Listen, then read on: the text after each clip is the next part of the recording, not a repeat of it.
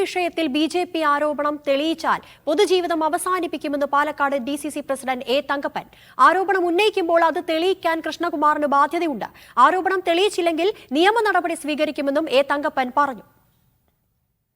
വിവാദ കമ്പനിയായിട്ടുള്ള ഓയാസിന്റെ ബ്രൂവറിയുടെ അവരിൽ നിന്നും ജില്ലാ കോൺഗ്രസ് കമ്മിറ്റിയുടെ അക്കൗണ്ടിലേക്ക് 1 കോടി രൂപ വന്നു എന്നാണ് അദ്ദേഹം ആരോപണം ഉന്നയിച്ചത്. പക്ഷേ അതും ഒരു നേതാവ് 25 ലക്ഷം വാങ്ങിച്ചു എന്നും പറഞ്ഞിട്ടുണ്ട്. ഞാൻ ബഹുമാനപ്പെട്ട ആ നേതാവിനോട് ഒരു കാര്യം എല്ലാ ബഹുമാനം നിർത്തി പറയട്ടെ. അദ്ദേഹം ആരോപണം ഉന്നയിച്ചെങ്കിൽ അദ്ദേഹം അത് തെളിയിക്കേണ്ട ബാധ്യത അദ്ദേഹത്തിനുണ്ട്. അദ്ദേഹം തെളിയിക്കുന്നുവെങ്കിൽ ഞാൻ എൻ്റെ പൊതുജീവിതം അവസാനിപ്പിക്കും. വിവരങ്ങളുമായി നന്ദഗോപാൽ ചേരുന്നു. നന്ദഗോപാൽ, ഗുരുതരമായ ആരോപണങ്ങൾ തന്നെയാണ് കൃഷ്ണകുമാർ CPM-നും കോൺഗ്രസിനുമെതിരെ ഉന്നയിക്കുന്നത്. ഏത് രീതിയിലാണ് ഇരു പാർട്ടികളും ഇതിനെ പ്രതിരോധിക്കുന്നത്?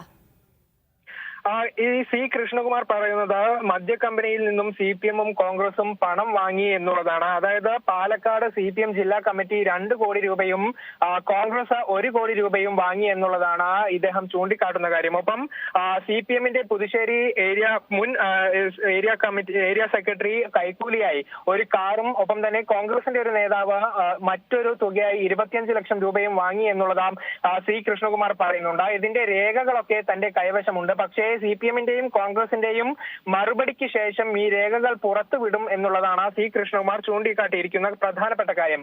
ഇതിന് മറുപടിയുമായി CPM-ഉം കോൺഗ്രസും ഇപ്പോൾ രംഗത്തെത്തിയിരിക്കുന്നു.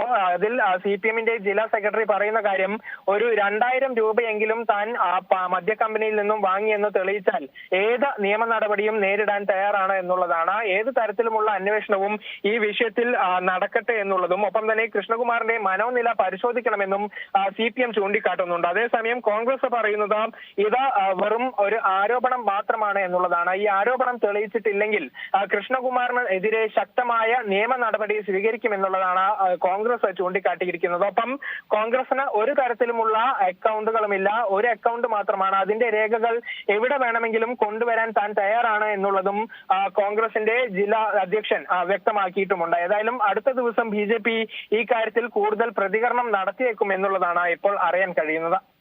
വിവരങ്ങൾ നൽകിയത് നന്ദഗോപാലാണ്.